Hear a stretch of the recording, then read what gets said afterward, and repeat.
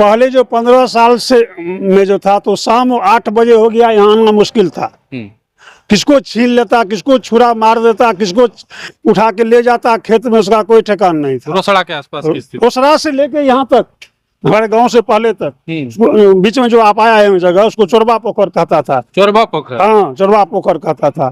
वहाँ लोग छिप के रहता था। अभी आए, सटा दिया, चलो छीन लिया, छीन लिया, नहीं वैसी भोंक चीर दिया, आपको मर गए, कोई देखने वाला नहीं, लेके उनके खेत में फेंक दिया। ये स्थिति बनल था। आप लोग आते जाते थे उस समय? हम लोग आते थे ऑफिस से 5 बजे चल देते थे, किसी बड़ा घर चले आवे। कोर्ट में थे, उसके बाद पुलिस प्रशासन का साथ था? पुलिस प्रशासन थोड़े रहता था हमारे साथ। हम लोग ड्यूटी किए और चले, और उस टाइम साइकिले पर आते थे। साइकिल पर आते? साइकिले पर आते थे, और डर लगा रहता था कि छीन न ले साइकिलो।